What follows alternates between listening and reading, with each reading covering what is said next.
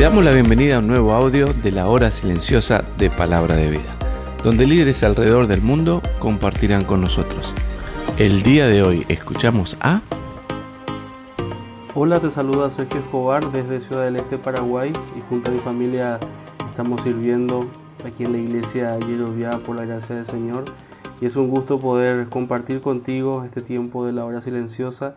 Y hoy estamos ahí en Lucas capítulo 18, versículos 15 al 27, y voy a leer en la versión de las Américas. Dice el versículo 15: y le traían aún a los niños muy pequeños para que los tocara, pero al ver esto los discípulos los reprendían.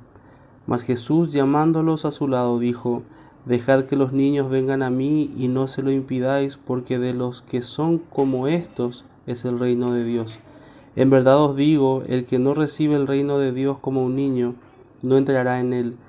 Y cierto hombre prominente le preguntó: Maestro bueno, ¿qué haré para heredar la vida eterna?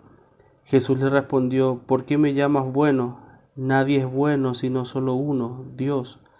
Tú sabes los mandamientos: no cometas adulterio, no mates, no hurtes, no des falso testimonio, honra a tu padre y a tu madre. Y él dijo: todo esto lo he guardado desde mi juventud. Cuando Jesús oyó esto, le dijo: te falta todavía una cosa. Vende todo lo que tienes y reparte entre los pobres, y tendrás tesoro en los cielos, y ven, sígueme. Pero al oír esto se puso muy triste, pues era sumamente rico. Mirándolo, Jesús dijo: qué difícil es que entren en el reino de Dios los que tienen riquezas. Porque es más fácil que un camello pase por el ojo de una aguja que el que un rico entre en el reino de Dios. Los que oyeron esto dijeron: ¿y quién podrá salvarse?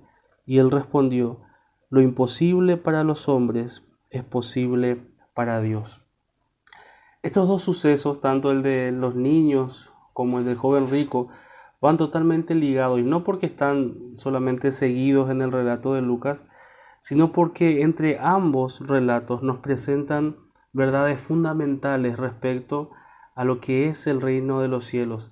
También Marcos y Mateo relatan estos eventos igualmente seguidos, y es porque juntos muestran verdades que nos guían a encontrar la respuesta a una de las preguntas más importantes que puede hacerse el ser humano: ¿cómo puedo alcanzar la vida eterna? Es lo que se preguntó el joven rico.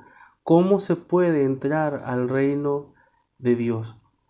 En primer lugar, el Señor Jesús toma a esos niños que en un primer momento fueron estorbados por los discípulos, y toma a estos niños y los pone como ejemplo, diciendo que para entrar al reino de los cielos debemos ser como esos niños.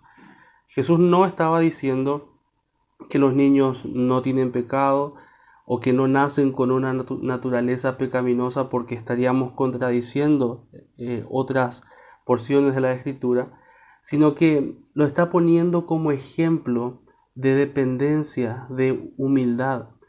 Por el relato podemos entender que eran niños pequeños, ya que eran llevados por sus padres. Nos habla de niños totalmente dependientes, incapaces por sí mismos.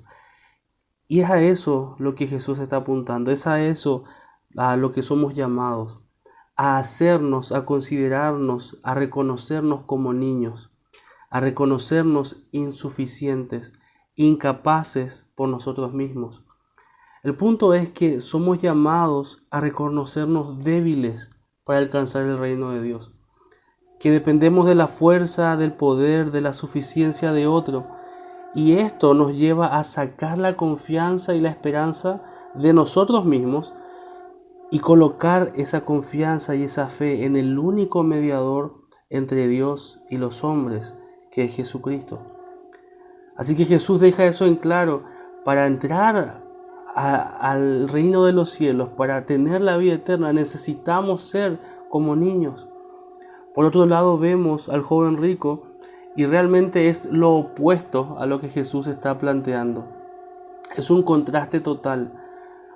Era un hombre, un joven prominente, importante, que tenía un concepto equivocado de la bondad y de su propia bondad. Él pensaba que él podía cumplir, que podía alcanzar los parámetros divinos para entrar al cielo. Toda la confianza y la seguridad estaba en él.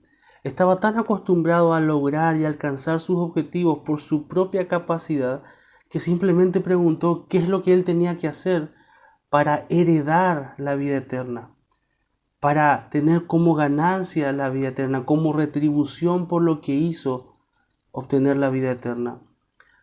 Jesús, con su respuesta cruda, no estaba diciendo que el hecho de vender sus bienes iba a ayudarle de alguna manera a comprar o a ser recompensado con la vida eterna, sino que Jesús lo que estaba haciendo era realmente demostrándole que en realidad él no podía cumplir ni podía alcanzar el parámetro de bondad y de justicia que Dios exige. Lastimosamente ese joven se fue triste, habiendo tenido a la gran respuesta a su pregunta frente a sus narices. Y acá vemos lo contracultural que es el reino de Dios. Porque para los discípulos, esos niños pequeños eran indignos, insignificantes, eran casi un estorbo para el programa, para el plan de Jesús. Ni debían acercarse y pensaban por otro lado que ese joven rico o las personas ricas estaban más cerca de Dios. Tanto se sorprendieron que pensaron que si ese joven rico no podía salvarse, entonces ¿quién? Fue lo que ellos preguntaron. Jesús deja en claro que la salvación, el alcanzar el regalo de la vida eterna, era algo imposible para el hombre en sí mismo. En su propia fuerza era algo imposible para el hombre, pero que era posible única y exclusivamente para Dios.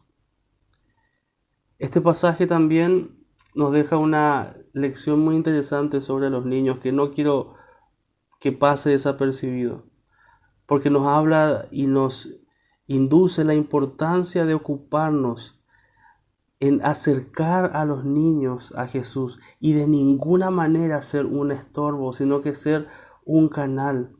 Cuán importante es dedicar tiempo y esfuerzo y recursos para que niños se acerquen a Jesús.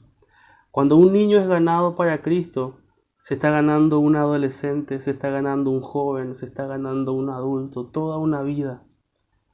No caigamos en el error que tuvieron quizás esos discípulos en un primer momento, de pensar que el Evangelio no era para ellos, de pensar que el Evangelio se acomodaba a los estándares culturales o la importancia que la cultura o la sociedad daba a diferentes edades o a diferentes niveles económicos o sociales. También nos da una lección sobre la riqueza. Tener dinero no es malo, sino es malo cuando el dinero te tiene. Cuando el dinero se convierte en tu Señor, cuando los bienes de este mundo se convierten en tu deseo y en tu meta más alta, cuando el dinero es el fin y no son un medio para alcanzar un fin mayor. El amor al dinero es la raíz de todos los males. Y tampoco pienses que alguien con muchos bienes materiales no va a llegar a comprender el Evangelio. El Evangelio de Jesús tiene poder para salvar a grandes y chicos, a ricos y pobres. El Evangelio es para todos. Lo que es imposible para el hombre es posible para Dios. El Evangelio tiene un poder transformador que va más allá de cualquier clase social o incluso edad. El Evangelio debe ser proclamado, pero necesitamos tener corazones como niños que sacan la confianza de sí mismos y confían en la fuerza, en el poder, en la capacidad y potestad de alguien mayor, de alguien que realmente es bueno. Y el único bueno y el único poderoso para llevarnos al Padre es Jesús. Que el Señor te bendiga. Gracias por escucharnos. Recuerda que este audio no reemplaza tu tiempo a solas con Dios. Te animamos a que escribas tus aplicaciones personales. Hasta mañana.